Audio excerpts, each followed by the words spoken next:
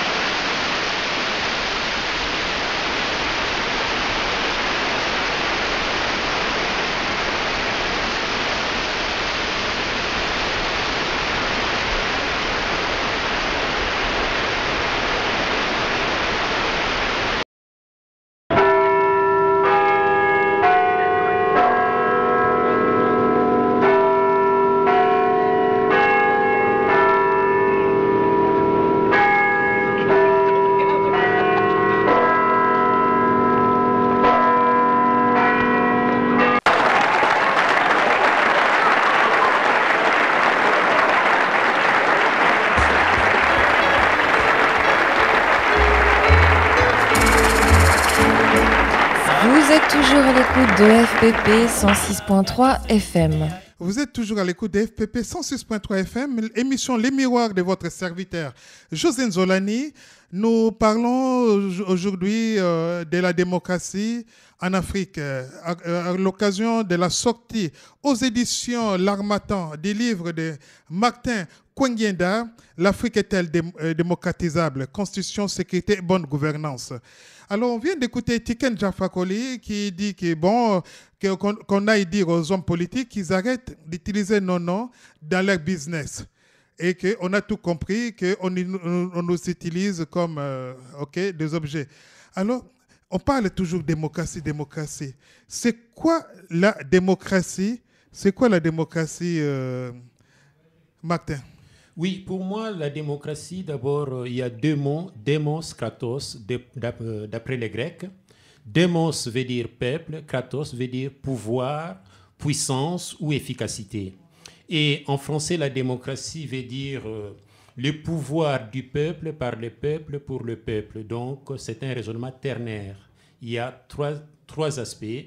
Et pour moi, cette définition du pouvoir du peuple par le peuple pour le peuple, c'est un aspect sociopolitique pour essayer de définir cela.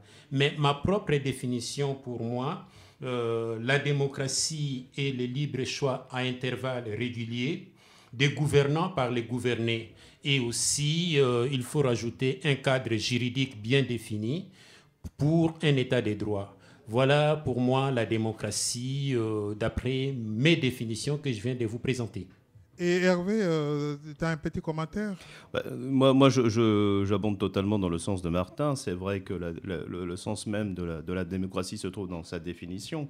Le gouvernement du peuple par le peuple, mais effectivement, il faut y adjoindre les outils et le cadre nécessaire pour que justement cette gouvernance du peuple par le peuple puisse s'effectuer dans le meilleur cadre. Tout à fait. Et on parle là de la démocratie, l'Afrique était démocratisable. Est-ce qu'on a déjà connu des exemples de démocratie en Afrique? Est-ce qu'on peut parler brièvement de l'histoire des démocraties? Est-ce que la démocratie a toujours été la même en Afrique? Et oui. Puis dans quelle Afrique aussi? Oui, avant même de parler de l'histoire de la démocratie, moi je pense que la démocratie couvre deux sens. Il y a le sens d'abord éthique et le sens juridique. Le sens éthique, c'est-à-dire les rejets du totalitarisme, les rejets de la pensée unique et les rejets aussi de la tyrannie. Ça, c'est le premier sens. Et le deuxième sens, c'est le sens purement juridique, c'est-à-dire on met en avant un cadre juridique pour qu'il y ait l'harmonie entre les gouvernants et les gouvernés. C'est la raison pour laquelle on dit toujours que les pouvoirs arrêtent les pouvoirs. Et maintenant, s'il faut revenir en Afrique, moi je pense que oui, l'Afrique a connu la démocratie. Pourquoi on parle de l'arbre à palabre? C'est une sorte de démocratie qui est appropriée en Afrique. Donc oui, l'Afrique a connu la démocratie. Donc, ce n'est pas la démocratie à la sens occidental? Non, ce n'est pas dans le sens occidental, mais c'est vraiment la démocratie locale avec nos réalités, nos valeurs, ainsi de suite.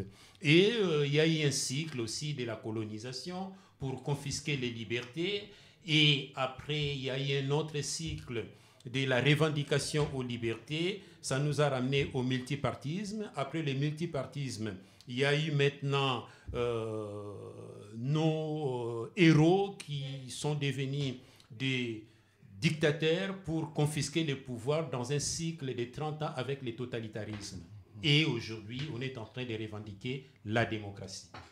Mais si je peux me permettre, c'est extrêmement intéressant ce que tu dis, Martin. Mais c'est vrai que la démocratie a existé, si j'entends bien ce que tu dis, avant la période coloniale. Oui. D'accord. Donc ensuite, il y a eu une autre forme de démocratie qui est venue se poser par l'entrechoquement comme ça des civilisations. Hein. Oui. Mais l'Afrique est tellement vaste, avec des cultures et des champs différents. Est-ce qu'on peut illustrer, par exemple, cette partie de démocratie avant antécoloniale? Oui. Comment elle s'organisait? Parce que c'est vrai que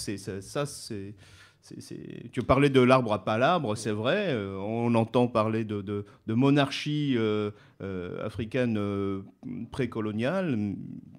Voilà, je suis demandeur là. Très bien.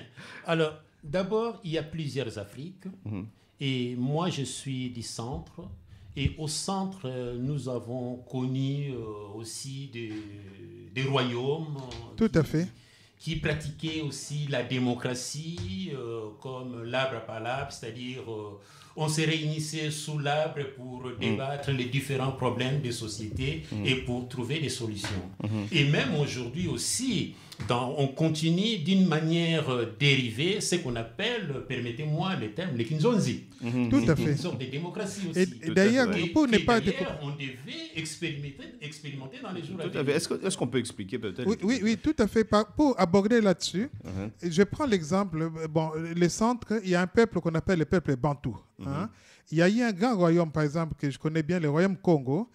Quand on voit la disposition de la cour des rois qu'on appelait Dibundu, donc l'assemblée du peuple, et que, au lieu que ça soit la constitution cathédrale, comme on voit dans les parlements ou des hémicycles, et c'était face à face, comme en Angleterre d'ailleurs. Comme en Angleterre, oui, voilà. Oui, et que les 6 provinces du Congo étaient représentées, et les rois étaient au centre.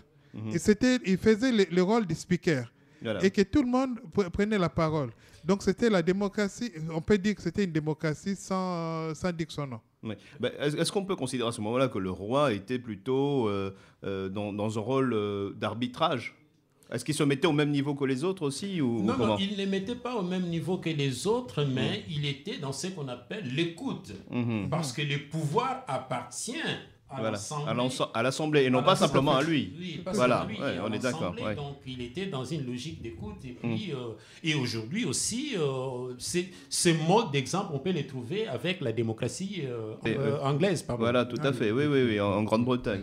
Tout à fait. Et puis, souvent en Afrique, quand on parle de démocratie, on croit peut-être que c'est aussi la source du développement, la source du progrès. Et que je ne sais pas, la démocratie, on parle de bonne gouvernance, etc.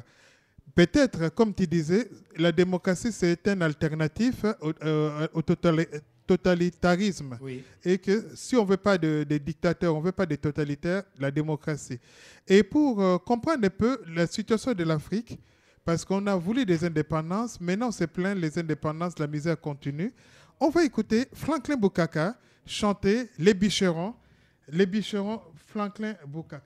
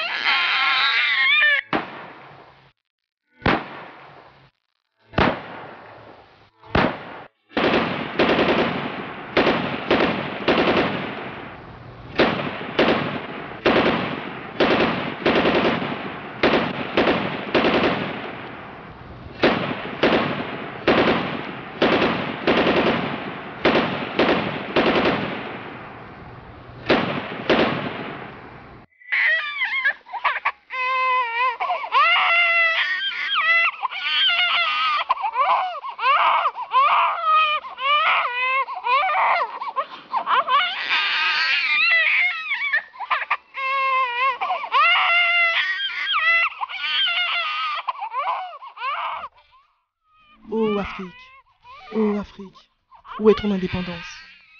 Ô Afrique, ô Afrique, où est ta liberté? Couper du bois, c'est pénible. Lorsque j'en ai coupé, le revendre, c'est difficile. De telles souffrances, mes enfants et moi dans la misère, je ne supporte pas. Certains que j'ai élus comme chefs se disputent le pouvoir et les voitures. Lorsqu'arrive le moment des élections, je deviens alors un personnage important pour eux. Je me demande, maintenant que le blanc colonisateur est parti, l'indépendance, nous l'avons obtenue pour qui? Afrique. Oh, Afrique, oh, Afrique, où est ton indépendance? Oh, Afrique, oh, Afrique, où est ta liberté?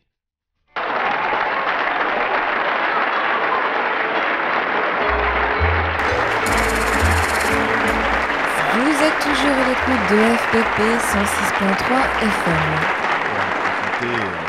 Comme les auditeurs. Là, moi, ce que je voudrais revenir, si je comprends bien, Martin, donc la démocratie existait avant l'arrivée des colons. Oui, bien sûr, la démocratie existait avant l'arrivée des colons parce qu'on avait des royaumes et ces royaumes pratiquaient la démocratie aussi.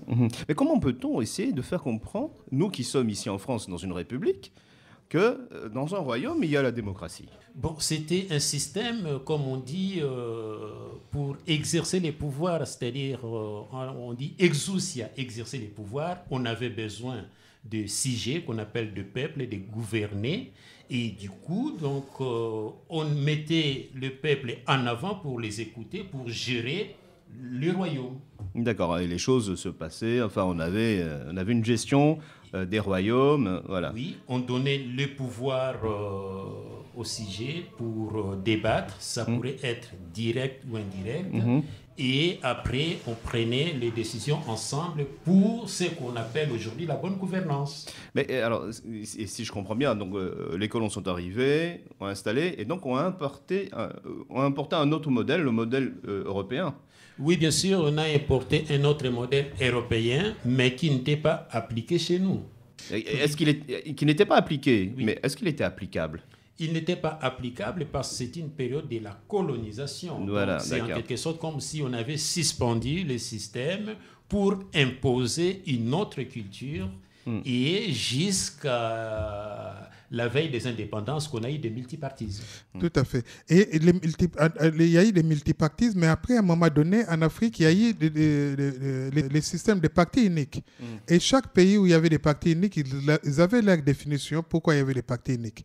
Mais ça, c'était pas pendant la période coloniale. Non, après la colonisation. Parce que je pense que pendant la période coloniale, sauf erreur de ma part, les autochtones, les Africains, étaient exclus du système Oui, pendant la politique. période coloniale, moi, je l'ai défini comme si cette période, les libertés étaient confisquées. Voilà. Étaient confisquées et à la veille de l'indépendance, qu'on a eu de multipartisme, c'était des associations qui se sont transformées en des partis politiques et le multipartisme a eu un cycle court avant les indépendances.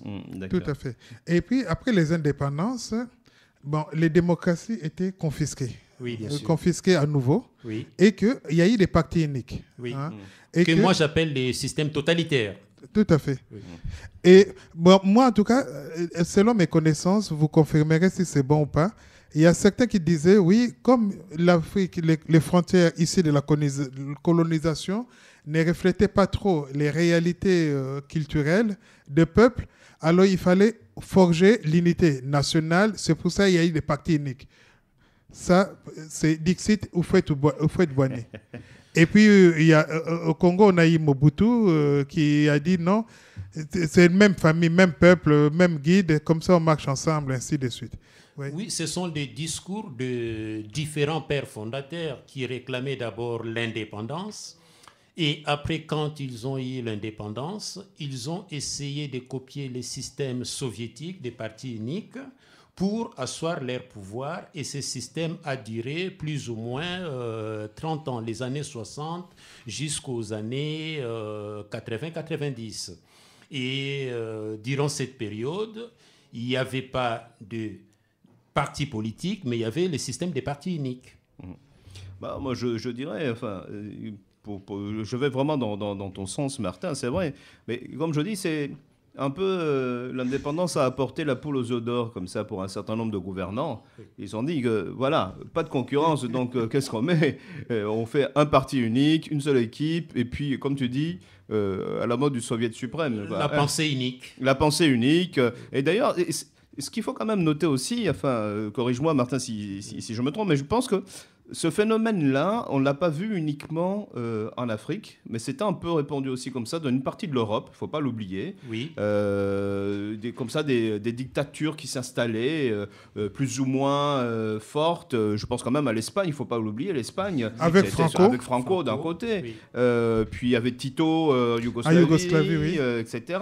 Et en Amérique latine aussi. Et en Amérique latine aussi, voilà. Rajouter, parce qu'eux aussi, ils ont connu un cycle des partis uniques. Et après, ils ont connu aussi le deuxième cycle de la démocratie. Par contre, la transition s'est bien passée, mais chez nous, on a des difficultés. Absolument, oui, tout à fait. C'est là que, dans cette phase, justement, de la démocratie dans le monde, on voit qu'il y a un point commun. Il y a cette partie où une installation de dictature, ci et là, des prises de pouvoir par la violence et non pas par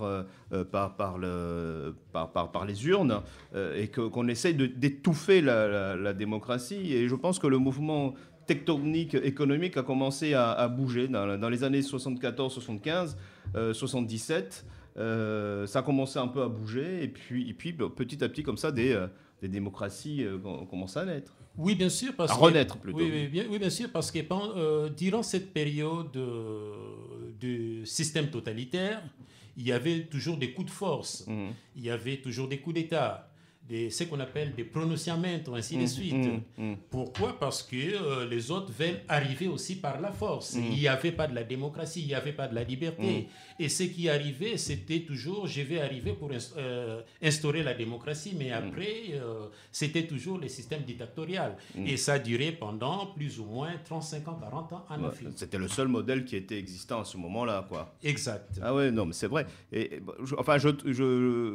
bien que ce modèle était permanent, existant, quasiment immuable. On a vu comme ça des dictateurs qui tombaient, qui revenaient, qui tombaient, qui revenaient. Oui, et le vrai problème, c'était quoi? C'était la confiscation de la liberté. La liberté, c'est quoi? C'est-à-dire, tu peux aujourd'hui avoir ton opinion, je dois respecter. Bien sûr. Mais à l'époque, ce n'était pas ça. Ah, non, Il y avait ce qu'on appelle la pensée unique. Donc, vous avez connu aussi, par exemple, Houphouët-Boigny, Senghor, Mobutu. Ah oui. Enfin, moi, j'ai beaucoup plus connu Mobutu que tous les autres. Exactement. Mais c'est vrai. Mais bon, voilà, c'était une époque... Alors, moi... Beaucoup pensaient qu'effectivement, je pense, c'était parce que le peuple n'avait pas la maturité. Moi, c'est quelque chose à laquelle je ne crois pas. Il y a beaucoup de gens qui ont dit que le peuple n'avait pas la maturité de pouvoir avoir des opinions divergentes. Enfin, quand deux personnes se rencontrent et discutent, ils ne sont pas à 100% d'accord, mais ils essaient de trouver le bon chemin. Par contre, je suis trop attaché à la démocratie et la confiscation des libertés est une régression. Et tout à fait. Aujourd'hui, moi, je pense que dans la diversité, il y a toute une richesse que l'Afrique n'a pas bénéficié. Et aujourd'hui, moi, je pense que dans la divergence, dans les débats d'idées, ce n'est pas Hervé parce que tu raisonnes ou tu réfléchis différent de moi que tu es mon ennemi. Non, c'est une richesse pour aller ensemble. Et d'ailleurs, la politique, c'est l'art des compromis. Tout à fait. Parlant de ça, on disait aussi qu'on disait pour ne pas nous donner l'indépendance tout de suite, on disait que l'Afrique n'est pas encore mûre pour avoir leurs indépendances. Et à ça, Frantz Fanon a répondu, mûr ou pas mûr, devant la tempête de l'histoire, les fruits tomberont quand même. Et moi, on parle de la démocratie en Afrique. Est-ce qu'on peut... Quel modèle? Parce que dans ton livre, tu parles de démocratie Windows. Est-ce que tu peux nous dire quelques mots de la démocratie Windows? J'ai essayé d'évoquer le système Windows. Le système Windows, c'est-à-dire, la grande interrogation aujourd'hui, c'est quoi? Cette même démocratie doit être différente de la conception démocratique occidentale. Moi, je dis oui. Pourquoi j'ai dit oui? Parce que la politique, du point de vue empirique, c'est l'art de gérer efficacement un peuple dans ses diversités. Gérer un état des droits dans sa complexité, ce qui exige des qualités intellectuelles chez les acteurs politiques. Alors, quant à la démocratie en Afrique, elle doit être vraiment africaine. Pourquoi j'ai dit ça africaine? C'est-à-dire fondée sur des valeurs africaines et enrichie par des apports positifs extérieurs. Mais attention, même si j'ai dit enrichie par les apports extérieurs positifs, mais nous avons quelques principes fondamentaux que nous devons respecter, comme le pluralisme politique, le Parlement, la séparation des pouvoirs, les libertés publiques et individuelles, l'indépendance des juges, la souveraineté populaire, les élections pluralistes doivent aussi s'appliquer en Afrique. Et quand je dis aussi le système Windows, cela veut dire quoi? Dans le premier cas, c'est-à-dire je suis chez moi, j'ouvre la fenêtre et j'essaye Donc Windows en français, c'est fenêtre. Windows en français, c'est fenêtre, merci. Donc Windows nous ramène à l'informatique aussi. Donc quand j'ai dit... Là, il est bien placé. Hein. Ça tombe bien, oui. Ça c'est mon champ de bataille. Oui, bien sûr. Donc les phénomènes Windows nous ramènent à ce qu'on appelle deux références. Par exemple, je suis chez moi, dans le premier cas, j'ouvre la fenêtre et je vois les gamins qui sont en train de jouer et j'essaye d'imiter, sans imagination. Quand je dis sans imagination, c'est très important. Et le deuxième cas de Windows, toujours, il s'agit d'une application très connue pour les informaticiens, d'ailleurs qui est informaticien, qui consiste à faire des copier-coller. Et il y en a des acteurs qui ne croient pas au copier-coller. Par exemple, certains essayent de faire les copier-coller Union européenne, Union africaine. C'est vraiment l'échec total parce que l'Afrique a ses réalités, l'Afrique a son histoire, l'Afrique a ses différents problèmes. Donc, on ne peut pas faire des copier-coller. Et aussi, pour la démocratie, il y en a qui pensent que nous devons importer la démocratie à l'occidental. Et pourtant, l'Afrique a son passé, l'Afrique a son histoire, l'Afrique a ses valeurs. Et ça peut nous ramener aussi à des échecs parce qu'on oublie notre passé, notre culture, notre propre histoire, pour copier-coller, comme j'avais dit, sans imagination. Moi, je suis un peu interrogatif là-dessus. C'est vrai, copier-coller, ça j'entends, il ne faut pas qu'on imite comme ça, sans comprendre. Mais moi, ce qui me dérange dans cette réflexion, il y a 2 points.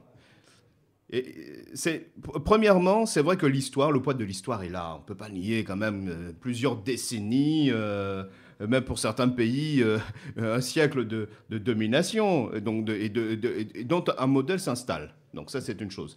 Puis deuxièmement, aujourd'hui, il ne faut pas nier une chose. Je suis convaincu que la démocratie, il y a une espèce de modèle standard de la démocratie qui est aujourd'hui répandu à travers le monde, admis plutôt, pas répandu forcément, mais admis et accepté à travers le monde, qui est certes sur une base d'une démocratie occidentale, des Grecs fondateurs, mais la démocratie subit aussi la mondialisation. Aujourd'hui, tu parlais effectivement du fait de la technologie, la démocratie Windows. C'est vrai, aujourd'hui, tous ceux qui sont en devenir de pouvoir, qui sont en train de grandir, c'est-à-dire la génération qui nous suit, c'est une génération qui est connectée, qui est mondialisée, donc qui ont accès à des modèles qui leur sont propres. Mais ces mouvements tectoniques numériques conduisent aujourd'hui à une appropriation d'une démocratie, à mon sens, oui, qui est celle où chaque individu a envie de dire ce qu'il a à dire et va le dire. Donc, il s'approprie. Les dirigeants n'ont plus le choix, de toute façon. Ce modèle, par contre, là, je te rejoins, c'est vrai, le copier-coller ne marche pas. Si on essaie de copier le modèle américain, états-unien, et on nous le met ici en Europe, ça ne fonctionnera pas. Et on le voit d'ailleurs avec les primaires. Aujourd'hui, les primaires républicains, les primaires à gauche avant, machin. Ils essaient de trouver le mot. Même, attendez, tu sais quoi ? Ils ont même importé le logiciel qui a fait gagner le Obama, Nation Builder. Oui. Donc, ils l'ont même importé ici. Donc, mais ça ne fonctionne pas, parce que l'Europe, c'est un autre modèle, un autre paradigme. D'ailleurs, Hervé, pour revenir en Afrique, parlant des copier-coller ou des Windows, la fenêtre, regardez ce qui s'est fait ailleurs. Rappelle-toi, à l'indépendance de la RDC, donc République démocratique du Congo, ok? On a en tout cas fait une constitution, parce que comme disait Martin tout à l'heure, c'est que toutes les démocraties, il y a des bases. Il y a les juridiques, il y a les multipartismes, les pluralismes, etc. Alors, dans la constitution de la première république de RDC, c'était quoi? Ils ont fait copier-coller de la constitution belge. Donc, les présidents remplaçaient les rois.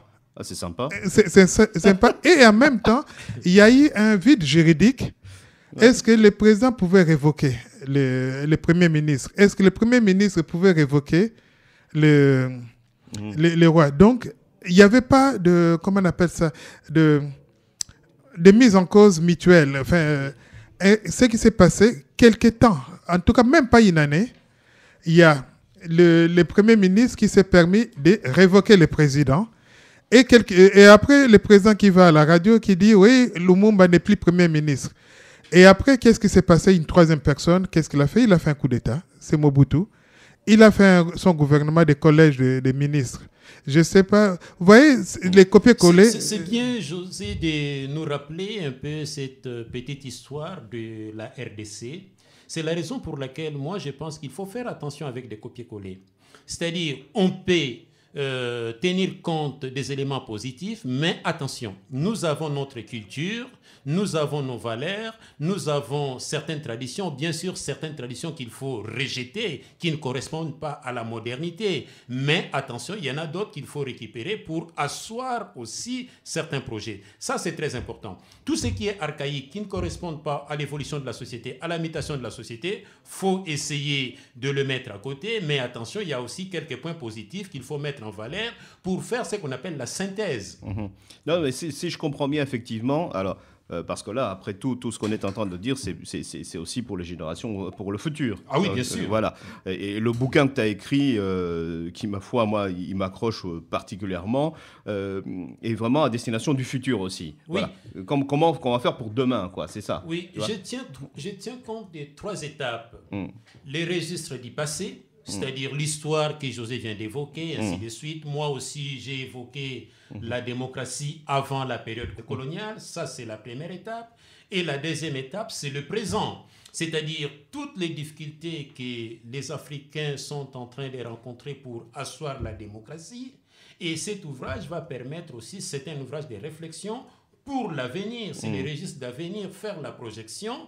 Et là, je partage l'idée de François Mitterrand qui disait la liberté et la démocratie doivent, il faut lutter pour exiger la lutte, exiger un effort permanent. Impossible à celui qui aime la liberté et la démocratie de s'endormir. Donc, moi, si je pose les bases aujourd'hui, ça peut aider à la future génération. Absolument. Pour essayer d'asseoir et puis voir quels sont les aspects positifs, négatifs. Qu'est-ce qu'il faut tenir compte? Est-ce qu'il faut rejeter notre culture pour copier ce qu'on appelle les modèles occidentaux, c'est-à-dire la démocratie importée, ou bien faire la synthèse avec nos valeurs par rapport aussi à des éléments fondamentaux qui sont des instruments de la démocratie. Par exemple, la liberté. On ne peut pas échapper au respect de la liberté. Par exemple, la souveraineté du peuple, c'est-à-dire le pouvoir au peuple, on ne peut pas échapper. Mais c'est la structuration, quoi. Voilà, mais il faut l'adapter à nos réalités. Tout à fait, l'adapter à nos réalités, mais en tout cas, ce livre est vraiment d'actualité. Et que quand tu parles des instruments de démocratie, donc des instruments juridiques, à ce moment, il y a des gens qui meurent à cause de la Constitution. Pour dire que les peuples africains commencent à comprendre qu'est-ce que c'est la Constitution, l'organisation des pouvoirs politiques. Et qu'il y a des chefs d'État qui veulent s'éterniser au pouvoir, qui changent des constitutions pour rester ad vitam aeternam au pouvoir. Mais José, excuse-moi, pardon de te couper comme ça. Oui. Mais à partir du moment où il y a une personne qui meurt à cause de la constitution de son pays, on peut tourner le problème autant qu'on veut. Ce pays n'est pas démocratique. Tout à fait, on peut dire ça. Ça, pour moi, c'est fondamental. C'est fondamental. Mais on parle de la démocratie. Peut-être que je crois que le discours de Laborde, de Mitterrand aussi, fait quelque chose. Et que après le discours de Laborde, hop, il y a eu des multipartismes partout, et des conférences nationales, etc. Oui. Et que, je ne sais pas, il y a encore les chemins. Parce que, bon, j'ai entendu un chef d'État qui dit, oui, on va, comment on appelle ça, réformer la Constitution parce que la Constitution est obsolète, etc. Alors que quand je vois, par exemple, la Constitution, des constitutions de la France, des Troisième République est restée plus d'un siècle. Ensuite, la Cinquième République, on a du mal à faire une Sixième République parce qu'on ne se met pas d'accord et que la Constitution de 58, c'est une des constitutions après celle de la Troisième République qui dit, et les États-Unis n'en parlent même pas.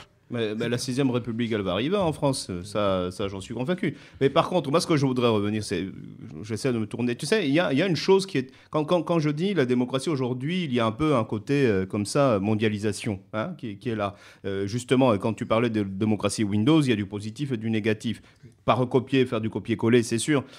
Néanmoins, aujourd'hui, je pense qu'il y a une compréhension, enfin, il y a une prise de conscience plutôt dans la plupart des chefs d'État. Il y a une prise de conscience par la plupart de ces dirigeants autocrates, hein, Oui. que il y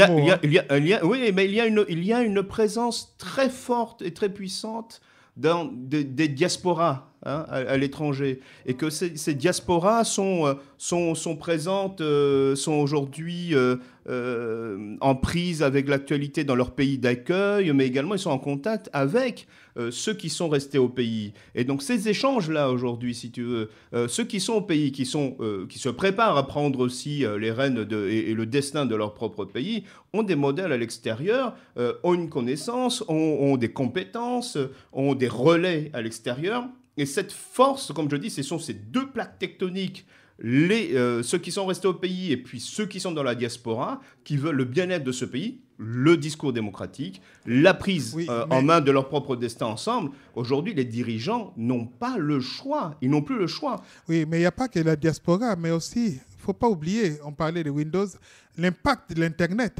Et puis l'impact des technologies. Aujourd'hui, quelque chose qui se passe aujourd'hui, en tout cas, en peu de temps, toute la planète est au courant. Dans la seconde même. Dans la seconde même.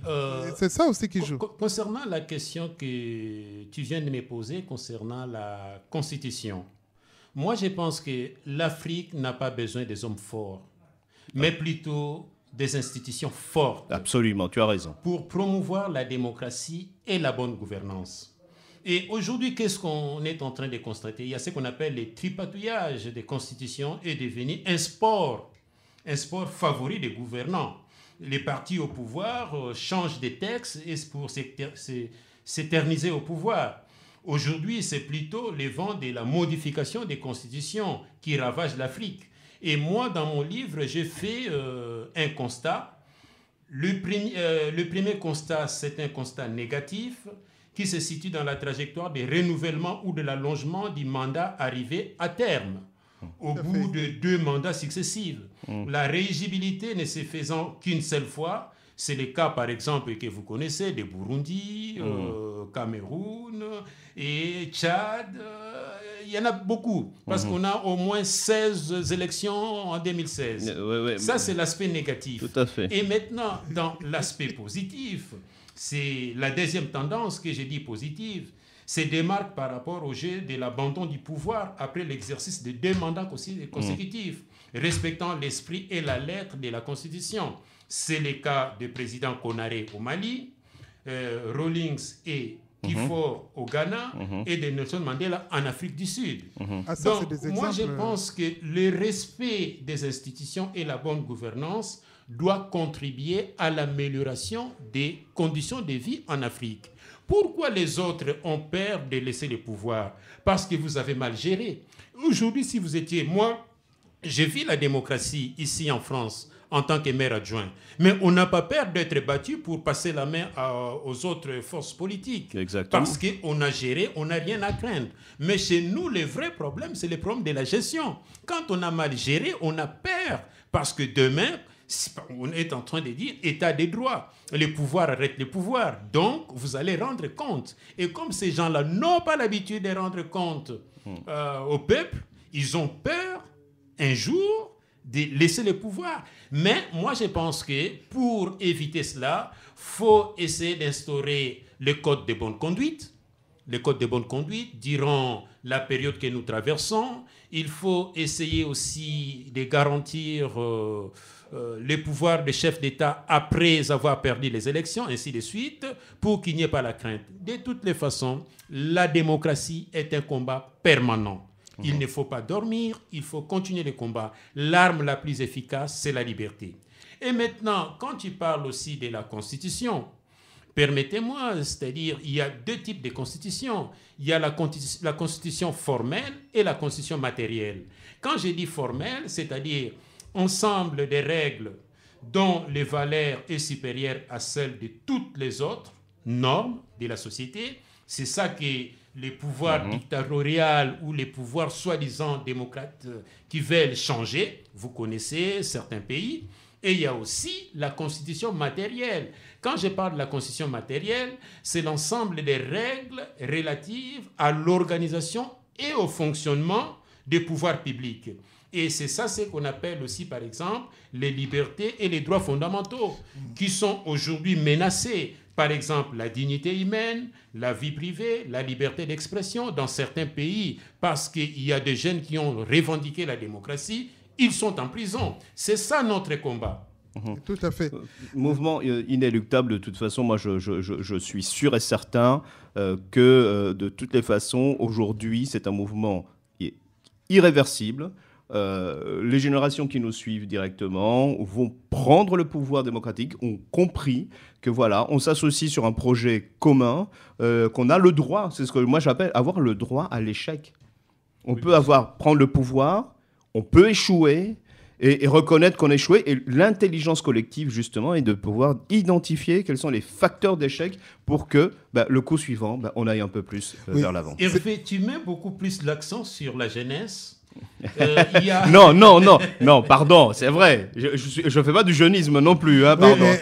Mais moi, je peux dire, je partage une citation de Gilles Ferry qui avait dit « C'est dans l'instruction qu'on bâtit la grandeur des nations. » Voilà, Malheureusement, on arrive vers la fin de l'émission.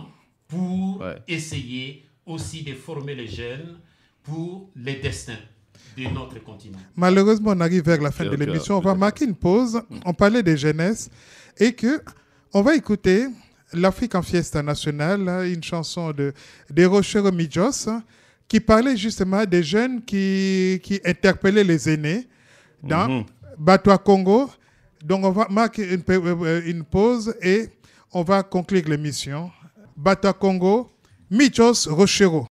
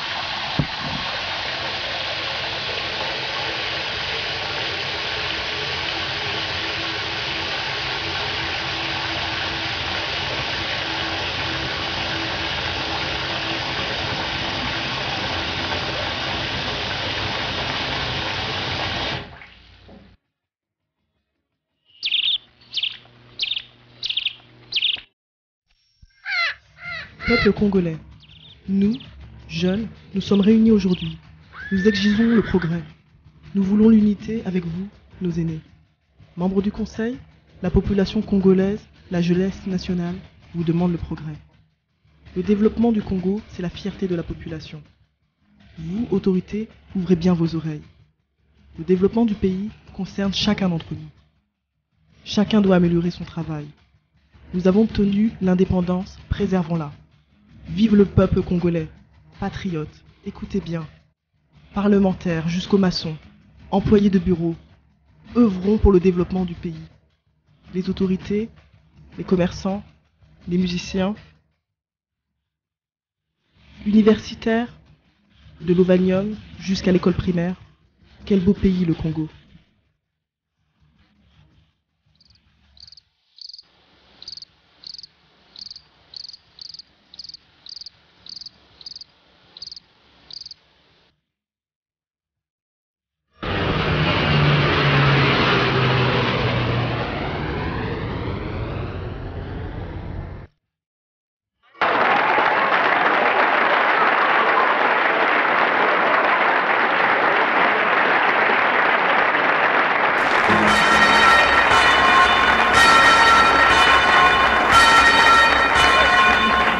Babiloye, Bazeloye, Fiesa oye, Kebala makambo wana.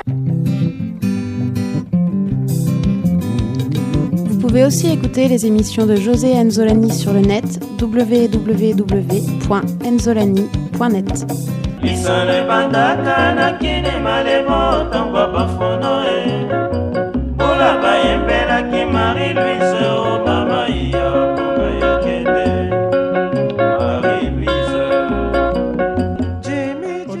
Continuer à discuter. En tout cas, la discussion est très, très intéressante.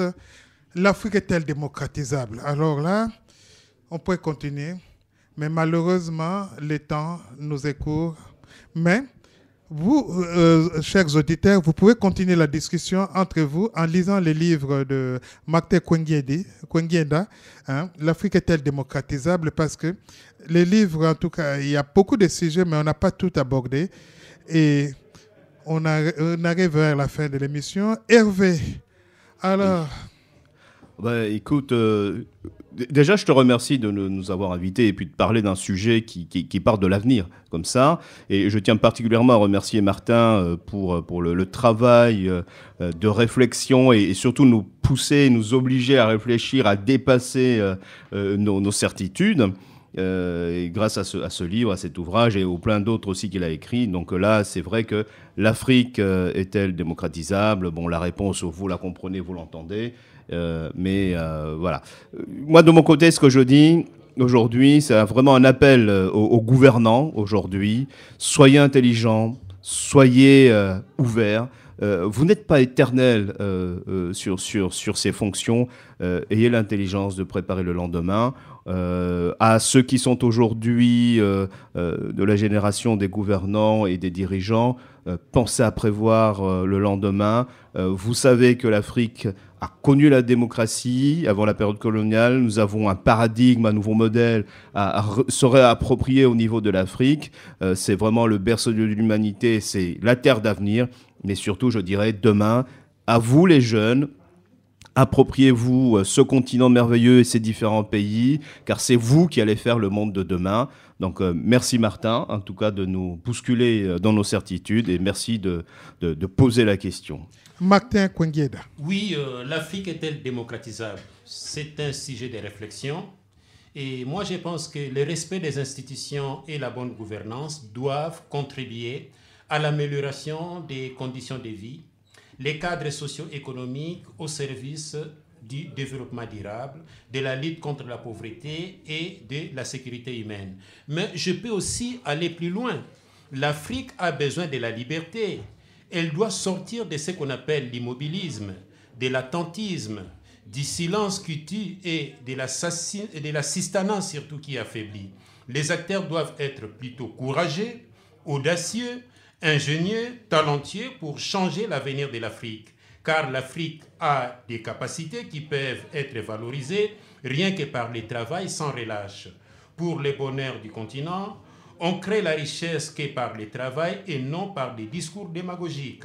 On constate que les pouvoirs qui ont réussi le lancement de leur société dans le développement ont accompli une triple transformation.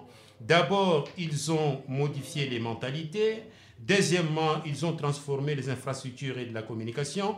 Et troisièmement, ils ont réorienté les intérêts matériels.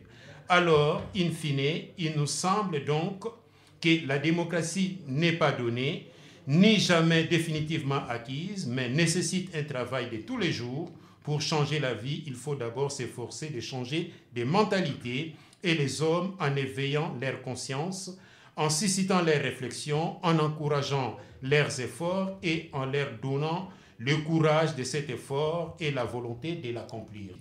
Merci en tout cas, Martin Kwengienda, parce que vraiment, et je rappelle encore, pour ceux qui ont pris l'émission en cours, hein, ils peuvent écouter l'émission dans notre site, qu'on vous donnera à la fin de l'émission, mais surtout, de chercher ces livres aux éditions L'Harmattan, collection Point de vue, l'Afrique est-elle démocratisable, Martin Kwengienda, parce que Martin qui parle, bon, il est très modeste, mais bon, il est professeur, mais professeur, c'est pas seulement la théorie, mais comme il a dit aussi pendant l'émission, il est aussi élu local, c'est-à-dire qu'il représente aussi les suffrages. Et Hervé est aussi élu local, donc derrière les deux noms de nos invités d'aujourd'hui, il y a des gens qui leur ont donné des voix. Donc, ils connaissent la démocratie et que moi, je pense qu'il y a l'espoir.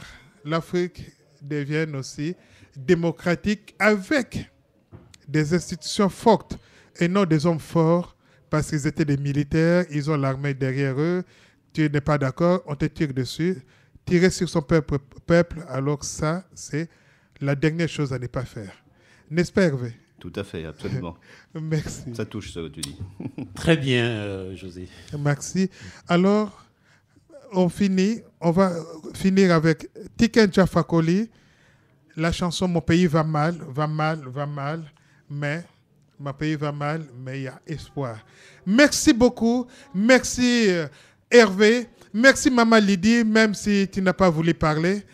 On va écouter quand même ta voix. Maman Lydie, merci. C'est moi qui remercie, en tout cas, pour ce bel interview. Ah oui, mais voilà, vous avez écouté l'émission, en tout cas en direct. On a aussi notre maman ici, mais qui va rester discrète, Maman Claire. Merci, Maman Claire, d'être venue. Eh bien, c'est à moi de vous remercier. Merci.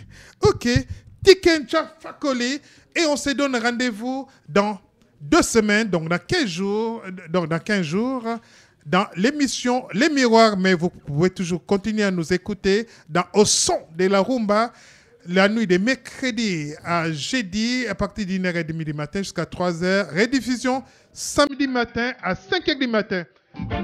Mon pays va mal. Merci beaucoup.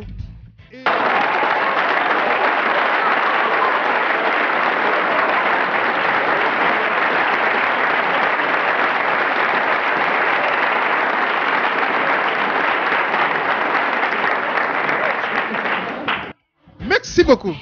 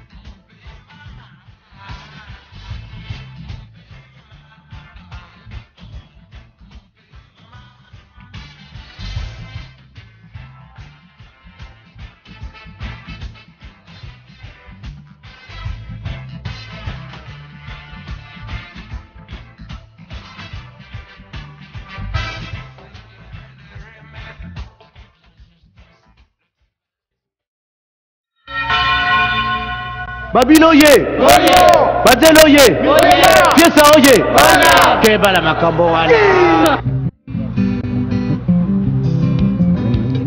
Vous pouvez aussi écouter les émissions de José Enzolani sur le net www.enzolani.net.